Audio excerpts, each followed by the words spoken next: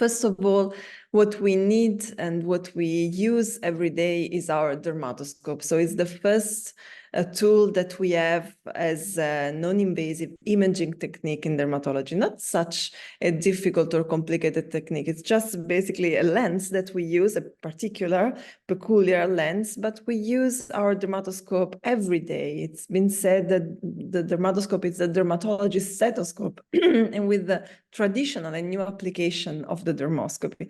So we use it basically on every kind of lesion.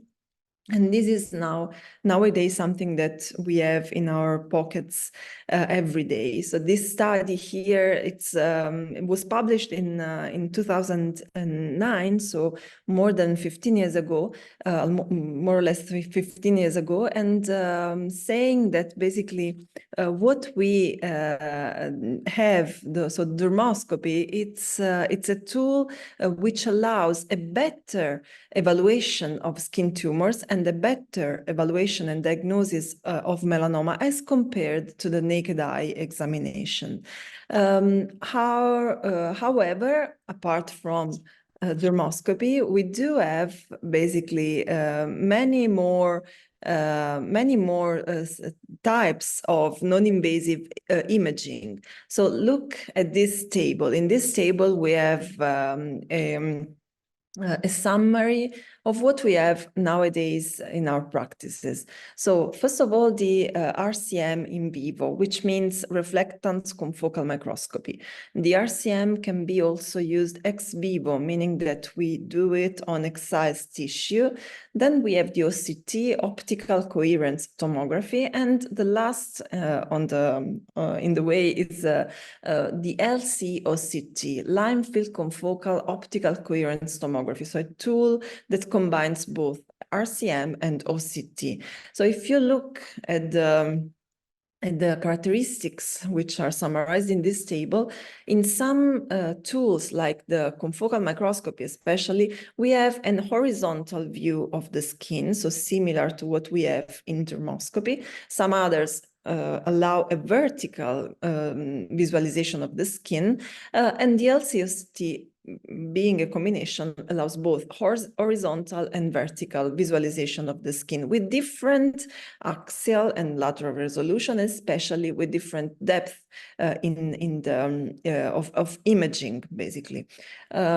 Just to summarize, which are the way in which we use these tools, and also the advantages and the limits that we have in using it for both research and also for our clinical practice. So first of all, two big advantages.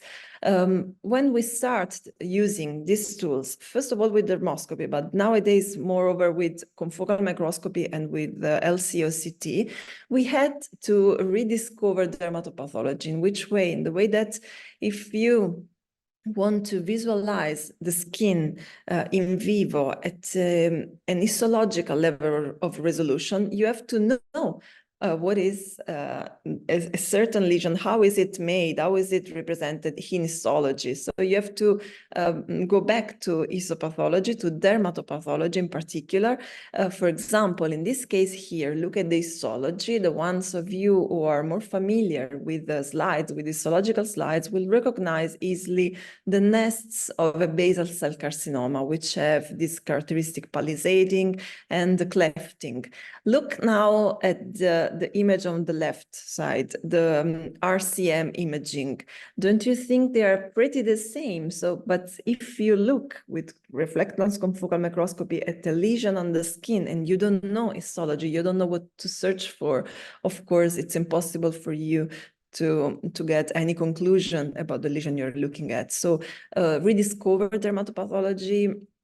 And it's something that you, in our practice, it's something that sometimes we need. So we look at the lesion and we would like to go deeper. So it fastens our possibilities of diagnosis, because these are tools which we use on the patient. So live on the patient, so it's an immediate imaging, and we don't have to wait for histopathology. For sure, the images are black and white, not colored, so this is one limit. But for in many areas, there is a diagnostic advantage, and this has been demonstrated. A diagnostic advantage in areas where clinical and dermoscopic evaluation is more difficult. One more example, lesions on the face. They are difficult under a clinical, under dermoscopic point of view. We don't want to take biopsies on the face if they are unneeded. In this case, it's a brownish macule on the face. We see the corresponding dermoscopy image, brownish pigmentation. The differential diagnosis, the patient was sent because differential diagnosis was, of course, melanoma, which is the one we want to rule out, first of all. And then also lentigo, so two different lesions for which the approach can be completely different. So the one malignant, the other one benign. We want to see more. The idea or the feeling is that we want to go into this tumor. So let's magnify. First of all, we magnify our dermoscopic image. We see some globules, some gray dots. Here we highlight by magnifying the image. Here on the right, some vessels, some whitish areas. So, but are you convinced about one diagnosis or the other? Let's give a look at the confocal microscopy. So with the patient in your ambulatory, seated in the, lie down on the bed, so bedside imaging, so no weight, no need for histology. Look here, again, these nests that once you've seen for the first time, then you will remember them forever. And these are the nests of a basal cell carcinoma. So you can think, how can this be a basal cell carcinoma? Yes, it was. Of course, we excised it in the end. And lastly, these globules, grayish, and these dots were very initial nests of this pigmented superficial basal cell carcinoma. So something completely different from the initial tooth. And the tool was able to help us in this diagnosis. And it was demonstrated that the sensitivity and specificity of reflectance confocal microscopy in flat pigmented facial lesions is very, very high. Facial lesions are particularly good for the visualization under confocal microscopy, because if you remember the numbers from the first table, our visualization depth, it's about 250 microns in the in depth. So it means that we can reach easily the dermal epidermal junction, some of the papillary dermis, but we cannot go too much into the depth of our skin. But when we are on the face, the skin is thinner. So even if we are 250 microns in depth, which is not too much, but on the face, we can visualize a lot. So it's good, and it was demonstrated to be sensitive and specific for diagnosing lesions on the face. One more area of interest for us, we're dealing again with melanoma and tumors in general. Non-pigmented or slightly pigmented or almost amelanotic lesions. These are also difficult. Look at this small macule. It's a solitary lesion, so we think about a tumor, not an inflammatory condition. But under the dermatoscope, here again, a differential diagnosis between melanoma, of course, always, but also, again, something completely benign, like a lichenoid keratosis. If you look up, you see these grayish granules, which have been named peppering or granularity. There are some areas of network, but most probably this is just the sun damage of the skin. If you look, all the surrounding skin has this kind of tiny brownish network. When the patient has an extensive sun damage, it can happen. Overall, the lesion is pinkish with some small linear vessels, not too evident. So again, let's put our confocal microscopy, our tool on, and we highlight these small cells, roundish, and with this central hypopigmented area dark area, which corresponds to the nucleus. And these are roundish cells up in the epidermis. Overall, this kind of honeycomb pattern is the normal pattern of the epidermis. All these rhomboidal structures are keratinocytes. And these roundish cells represent melanocytes in pagetoid spread within the epidermis in a melanoma, a very initial melanoma, which was in the end also confirmed histopathologically. So you see, and you can highlight these cells, because even if the melanoma is amelanotic, the melanocytes contain inside melanosomes, and these particles are reflected can reflect the light from our confocal microscope, and we can visualize them bright, and we can distinguish them from the surrounding keratinocytes. And this was this case in which the diagnosis was finally confirmed by histopathology and immunohistochemistry. So again, this was demonstrated that there are some areas in which adding confocal microscopy to our clinical and dermoscopic diagnosis can reduce our number needed to excise, and especially the best indications seem to be head and neck areas, sun damaged skin, but also the presence of regression in dermoscopy. So with the last case, we saw a combination of both sun damaged skin with a regressing lesion. What is ex vivo? In ex vivo, we have to take out the tumor. So we are speaking about a tool which aids us in defining the margins after a surgical excision. It is a tool which was inserted, or in which the research inserted it in the way of Mohs surgery, Mohs micrographic surgery. Look at this comparison between an image in ex vivo and the image in histopathology. Again, basal cell carcinoma, a nodular subtype. So what we do with Mohs surgery is to excise the tumor and have an histological examination live immediately after the excision to control the margins before closing the scar that we did. So before the conclusion of our surgical procedure, in order to be sure that we excise all the tumor and the margins are free from the tumor. So usually it takes time, because it takes time to frozen the sections and to read them. With the ex vivo confocal microscopy, you can put the tissue after passing it with acridine orange.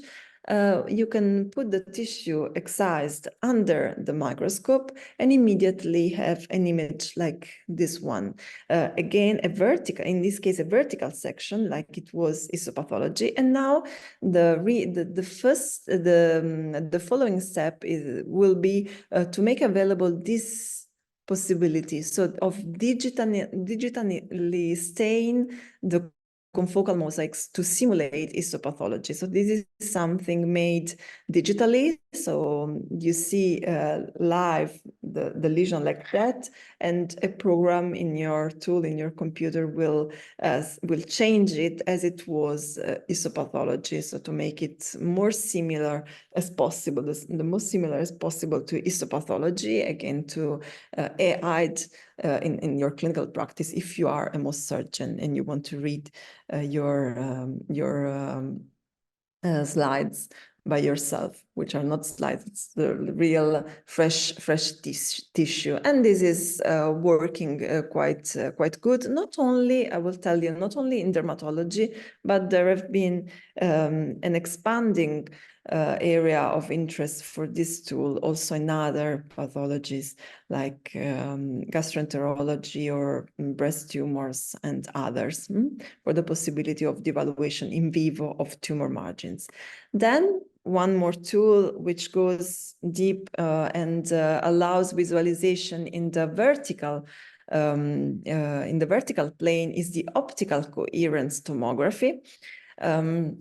It's a tool which shows a high sensitivity and high specificity when compared to visual inspection plus dermoscopy to diagnose, again, BCC and its clinical margins and also deep margins, because you see in the vertical and you go more deep than confocal and then the other non-invasive techniques. So it's deeper and you reach the subcutaneous tissues.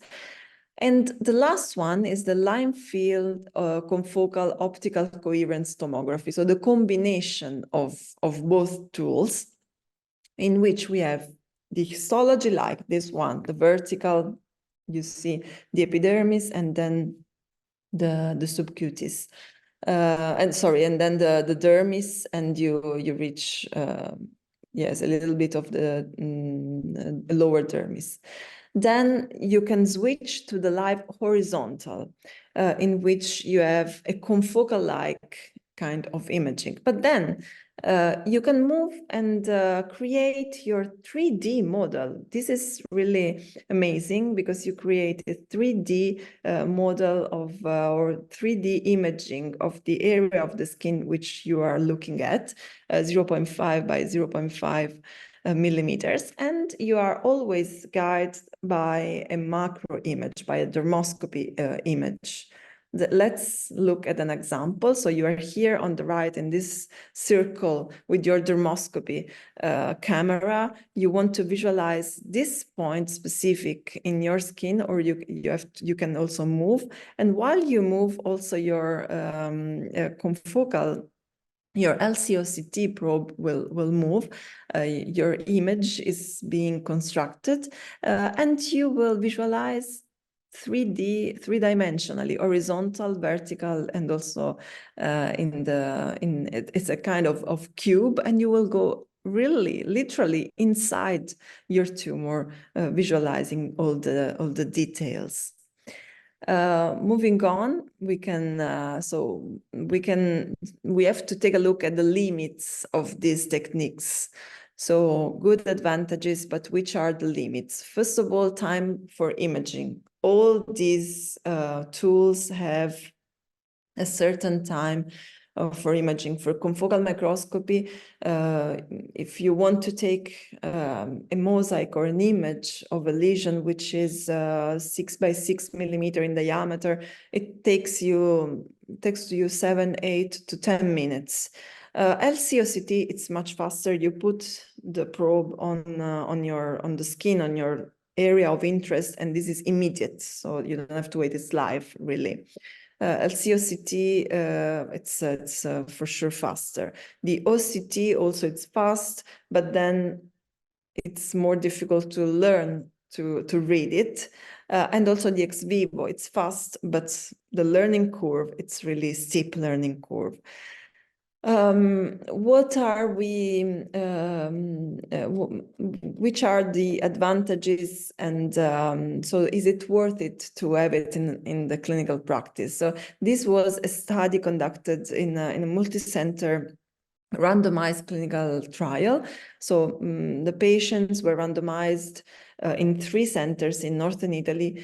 Patients were seen and randomized in 2 arms of the study. In one arm, patients were seen and managed as usual, so clinical, dermoscopy, whatever, and the decision, excision or not. In the other arm, before deciding if to excise or not, if excising or not a given lesion, patients were given the opportunity to do a confocal evaluation. So this is the first randomized clinical trial about reflectance confocal microscopy. Well, when comparing the 2 groups, there was a significant difference in the number needed to excise, with a significant reduction of 43.4% in the number of unnecessary excision in the group that did confocal microscopy.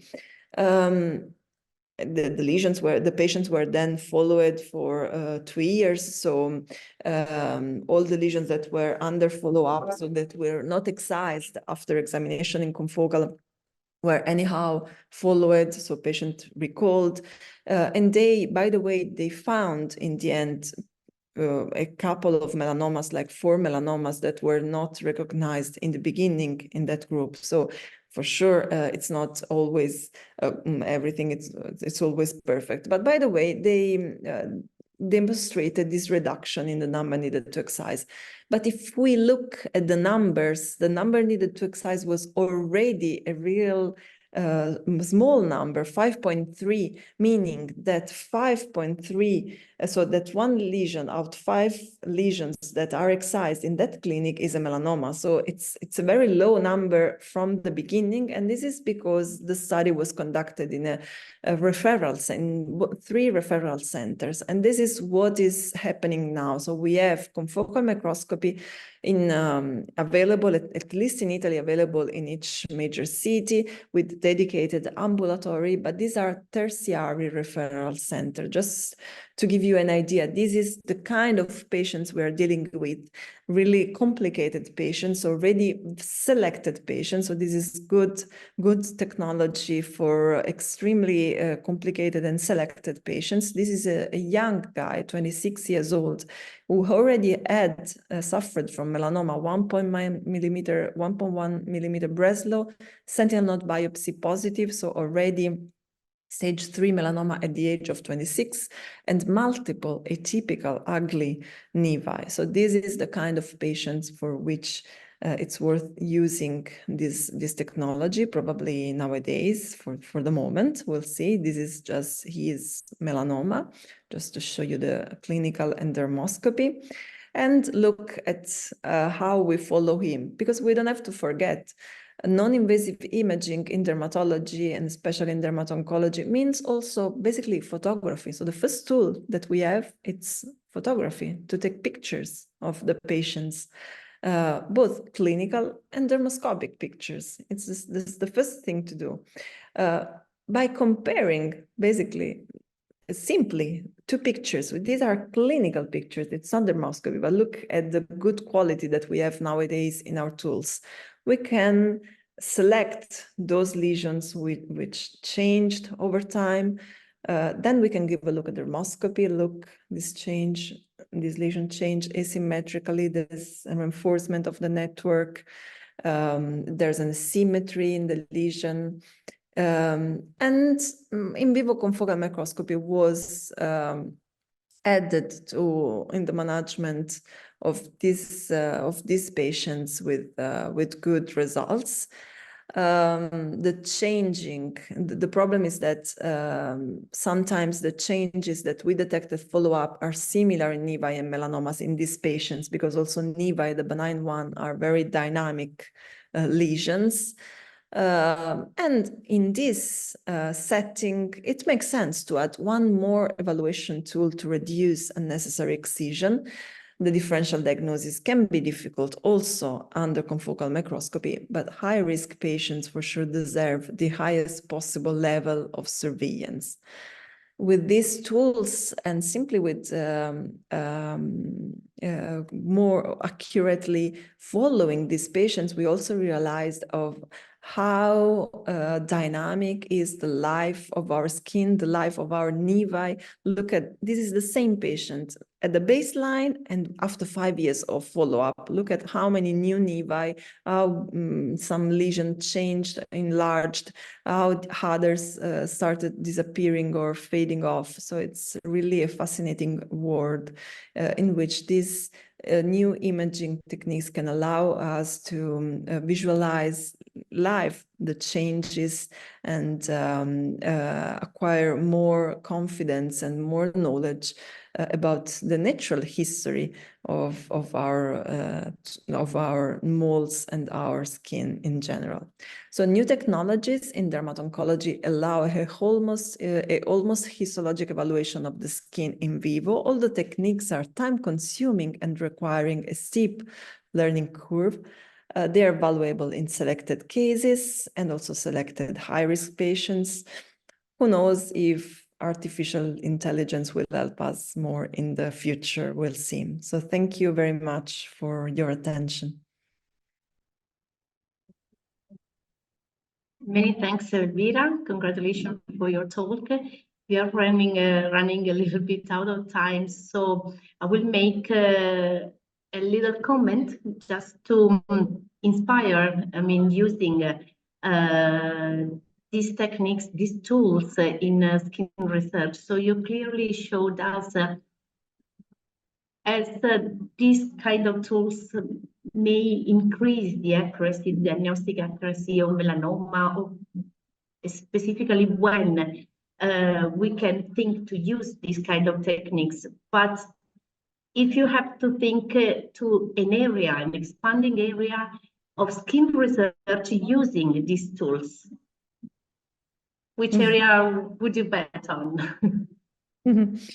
Well, probably we didn't explore too much about inflammatory diseases for sure, and also it's something which is now expanding. It's the use of this tool before and after a topical treatment, because you can see the changes if there are changes after the application of a topical treatment therapy, a topical cosmetics, before and after without taking biopsy, which is not bad. But you have also to always to keep in mind that we see in black and white, and the level of visualization is at the level of the dermal epidermal junction, not really too much or too deep.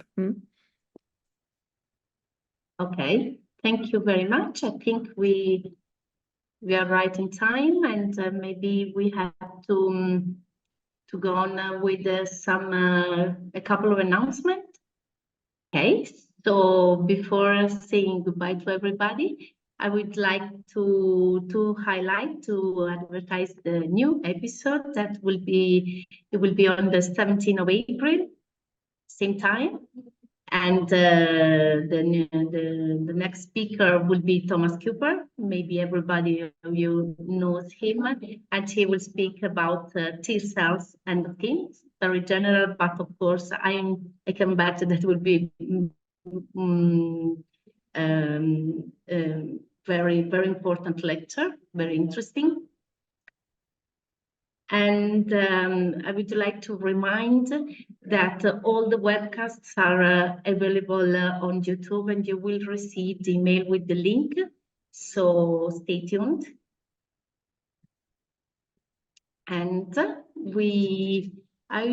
this is very important, this announcement, because this is a very important initiative of the ESTR, the Future Leaders Academy. Just to remind that the application is still open, and the deadline is 26th of April. So if you have not done it, so think of it. And last but not least, the annual meeting.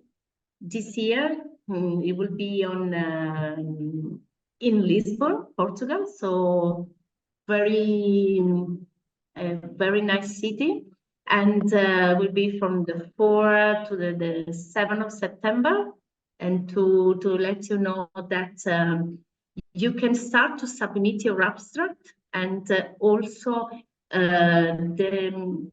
you can register yourself with the early fee. I think in the next slide there are some details. Yes, so the abstract submission, as I said, you can do it, and the deadline is the 3rd of June. But there will be also the late breaking abstract submission, so you have more time. And the early fees registration is open, so think to come to Lisbon. Okay, bye-bye to everybody. Bye-bye. Goodbye. Bye, Elvira.